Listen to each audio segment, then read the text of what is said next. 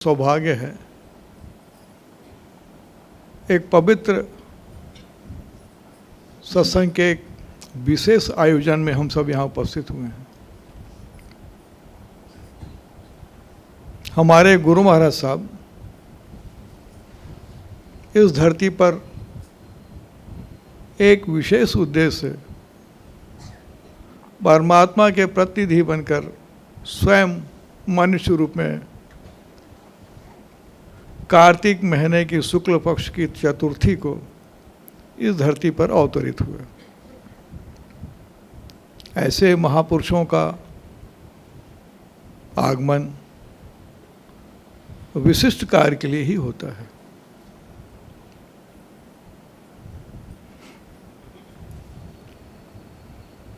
जिसे हम सब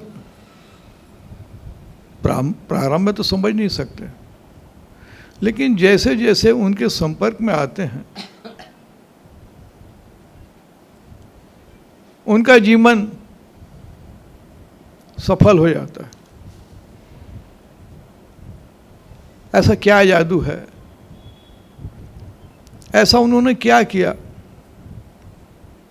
ये बहुत ही महत्वपूर्ण है।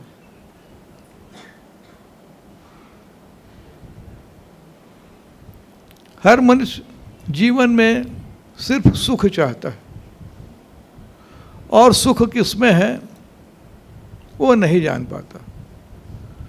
सिर्फ सांसारिक सुख ही उसके लिए महत्वपूर्ण है। क्या ईश्वर ने हमें इसलिए यहाँ पे भेजा, इसी कार्य के लिए? ईश्वर ने पूरी जो सृष्टि बनाई है वो एक निश्चित व्यवस्था से संचालित होती है। आप आसमान में देखते हैं अनगिनत असंख्य लाखों करोड़ों से ऊपर इतने ग्रह उपग्रह हैं।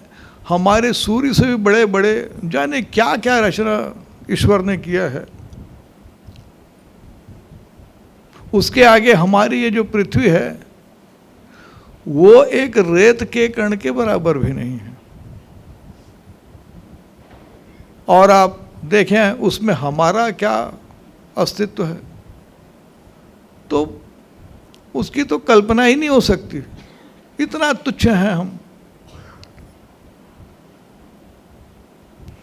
पृथ्वी में भी जाने कितने उन्होंने जलचर, थलचर, वायु में अद्भुत, ऐसे माना गया है कि करीब 84 लाख के प्राणी विद्यमान है। अन्य आसमान में पता नहीं क्या क्या होगा। और इन 84 लाख प्राणियों में आप विविधता देखेंगे। हम अपने मनुष्य को लें, 700-800 करोड़ लोग हैं वर्तमान में, जाने कितने लोग जा चुके। सब में अद्भुत अंतर, रूप में, स्वभाव में, पसंद में, जाने क्या इतने व्यापक उन्होंने व्यवस्था की है, कल्पना के बाहर है।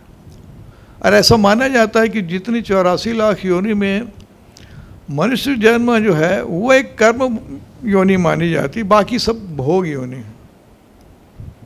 भोग योनि का तात्पर्य है कि जब हम इस धरती पर एक निश्चित व्यवस्था अनुसार आते हैं तो जो हम अपने पूर्व जन्म में जो भी कर्म करते हैं उसके प्रभाव से हमें जीवन मिलता है।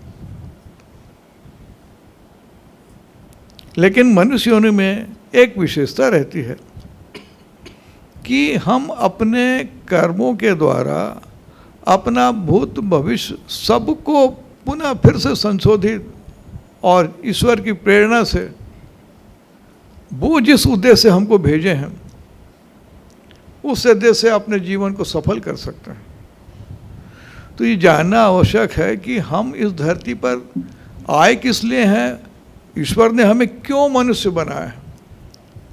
इतने अरबों खरबों जीव में हमें अगर मनुष्य का जन्म दिया है तो कोई ना तो कोई कारण होगा।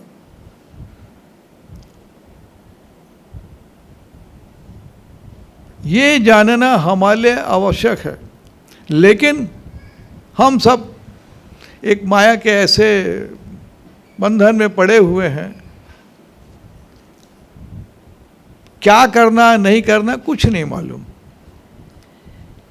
बालकाल में तो जैसे पालक हमको जिस अवस्था में रखते हैं, धीरे धीरे शिक्षा ग्रहण करते हैं, फिर देखते देखते हम सांसारिक मोह माया में पड़ जाते हैं और ये मान के चलते हैं कि सिर्फ जीवन में सुखी रहना ही हमारा उद्देश्य है और सुख के लिए धन बहुत आवश्यक है, ऐसा माना जाता है। वह पूरा जीवन यही धन बटोरने में लग जाता है। जीवन का कब अंत होगा, क्या होगा, किसी को कोई मतलब नहीं है। जो आए हैं वो तो जाना निश्चित है। जितनी उनकी रचनाएं हैं सृष्टि में भगवान की, वो निश्चित अवधि के लिए आते हैं। कोई क्षणिक अवधि के लिए आते हैं, कोई लंबी अवधि के लिए आते हैं, सभी आते हैं और अनेक कारणों से यहाँ से चले जाते हैं।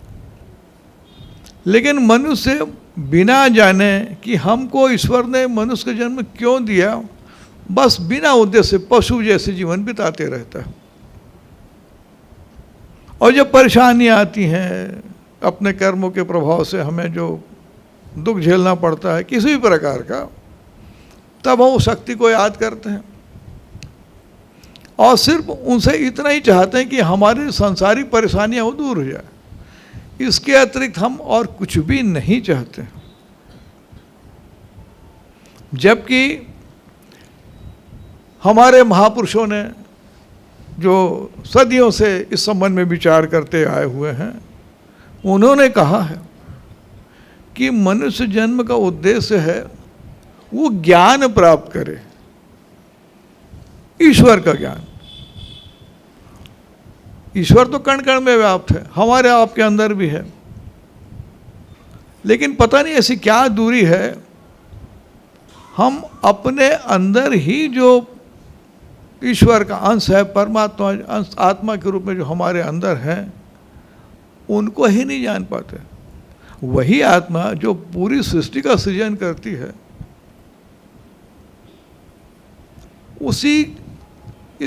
उसी परमात्मा से हम निकटता प्राप्त ही नहीं कर सकते।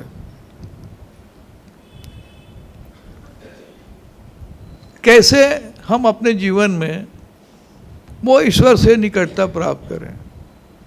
तो ये जानने के लिए आवश्यक है कि पहले ईश्वर है क्या। हमारे गुरु महाराज साहब ने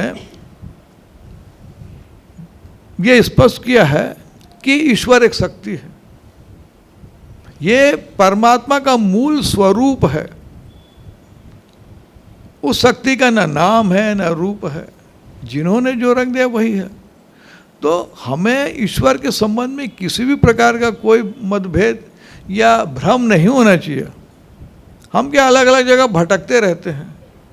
हमारे यहाँ 33 कोटि देवी देवता हैं, कोई किसी की तरफ कोई किसी की तरफ, अलग अलग रास्तों में समय समय पर चलते रहते हैं, कठिन कठिन पूजा पाठ साधनाएं करते हैं, लेकिन अपने जीवन काल में समझ ही नहीं पाते हैं।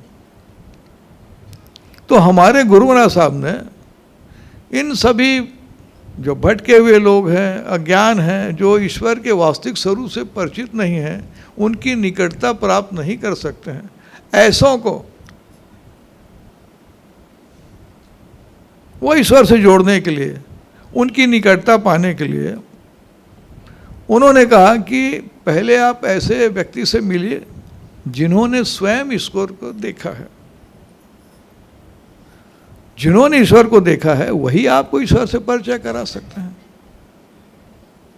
किस तरीके से हम अपने अंदर ही स्थित उसी ईश्वर के अंश से कैसे जुड़ सकते हैं, कैसे उनकी निकटता प्राप्त कर सकते हैं, इसके लिए आवश्यक है कि हम जानकार का साथ लें।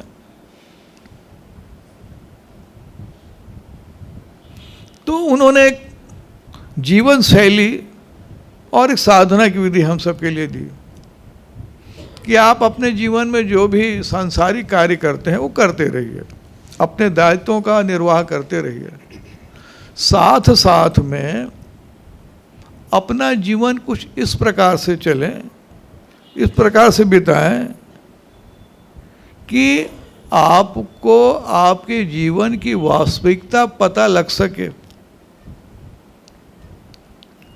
उसके लिए उन्होंने अपने परमार्थ पथ के 10 आलोक के रूप में 10 बहुत ही महत्वपूर्ण बिंदु बताए। जैसा उसमें कहा है उन्होंने कि आपको ईश्वर प्राप्त करने के लिए जंगल में भटकने, संन्यास लेने की आवश्यकता नहीं, आप गृहस्थ में रह के भी कर सकते हैं। और गृहस्थ में रहते हुए कैसे करें, उन्होंने एक साधना की विधि हम सबके लिए बताई। अगर आप इस तरीके से प्रतिदिन सुबह शाम ये ध्यान की विधि, पूजा की विधि करेंगे तो आपके अंदर में जो परमात्मा से आपका अज्ञान के कारण दूरी बन गई है, इसके संबंध में पंचकोशी आवरण के बारे में बताया जाता है। और ऐसा कहा जाता है कि जो हमारे मन, बुद्धि, चित्त, अहंकार है, उसमें हमारे कर्मों का जो अच्छा प्रभाव, गलत प्रभाव होता है, वो उसमें संचित होते रहता है। तो जो गलत प्रभाव आ चुका है, जिसके कारण अज्ञान छा गया है, उसको दूर करना है। और हमारे अंतःकरण में इतने सूक्ष्म जो स्थित है, उसको हम अपने बलबूते दूर नहीं कर सकते। तो गुरु महाराज साहब ने कहा कि ये आप हमारे समक्ष बैठिए, आपके अंतःकरण की सफाई और आप में जो अज्ञान छाया हुआ है वो हम दूर करें। वो स्वयं दूर करते हैं। इसके लिए आवश्यक है कि हम उनके समीप जाएं, उनसे समीप बैठें। तो ये जो हमारे यहाँ के साधना की जो विशेष विधि है, जिसको आंतरिक सत्संग कहते हैं, मतलब हमने अंतर में जो मन, बुद्धि, चित्त, अहंकार है, उस स्थान पर ईश्वर का साथ लेते हैं। गुरु महाराज साहब स्वयं परमात्मा के रूप हैं, तो हम उन्हीं को वहाँ स्मरण करते हैं, वहीं उनके साथ एकाग्रचित होकर के बस उनका याद करते हैं। तो जब हम विचार रहित होकर के, सांसारिक परेशानियों को भूल करके, पूरे विश्वास, पूरी श्रद्धा, पूरी तन्मयता से जब उनकी संगत करते हैं, उनको अपने साथ जोड़ते हैं, तो उनसे जुड़ते हुए बस परमात्मा का अद्भुत जो परम शक्ति है, उसका प्रवाह हमारे अंतःकरण में होने लगता है। और उसी से हमारे जन्म जन्मांतर के जो मैल हैं, जो अज्ञान है, वो धीरे धीरे दूर होता है। तो प्रारंभ में तो मन की निर्मलता ही सबसे प्रारंभिक कार्य है। 2 कार्य प्रमुख माने गए हैं। एक तो हमारे जो इंद्रियां हैं, जो हमारे संवेदनशील ज्ञानेंद्रियां हैं, कर्मेंद्रियां हैं, इन सबको शांत करें, उनको नियंत्रित करें, उनके भटकाव को रोकें। उसके बाद मन को शांत और स्थिर करें, मन की चंचलता, उस पर अंकुश रखें। तो जो साधना की विधि है, प्रारंभ में यही होता है उसका प्रभाव। एक हम लोग सावधान होकर के एक आसन से बैठ जाते हैं, उसके बाद उस परमात्मा को याद कर दें। अभी विधि हम आपसे उसका वर्णन करेंगे, कैसे करना हम अभी बताएंगे। तो वो जो विधि के पहले हम सावधान होकर बैठ जाते हैं, तो हमारा जो शरीर है वो स्थिर हो जाता है। और फिर आंख बंद कर अपने अंतःकरण में उस परमात्मा को, शक्ति को याद करते हैं। हमारा जुड़ाव परमात्मा से सीधे नहीं हो सकता, इसलिए परमात्मा के जो स्वरूप हैं हमारे गुरु महाराज साहब, जो हमारे कल्याण के लिए स्वयं अवतरित होते हैं, उनकी यहाँ पे उपस्थिति है। उनका वचन है कि जहाँ उनके साधक पूरी तन्मयता से, पूरे श्रद्धा भक्ति से उनको याद करते हैं, वो उनके कल्याण के लिए स्वयं उपस्थित होते हैं। तो जैसे हमारे गुरु शक्ति से वो परमात्मा के अद्भुत रूप से हमारा जुड़ाव होता है, तो हम वो परमात्मा के जो मूल जो शक्ति स्वरूप है उनसे हमारा जुड़ाव हो जाता है। अब वो शक्ति हमारे अंदर प्रभावित होने लगती है। फिर हमारी इंद्रियां, हमारे मन सब में धीरे धीरे धीरे निर्मलता, शांति, स्थायी स्थिरता सब आने लगता है। उसके बाद बुद्धि भी शांत होती है।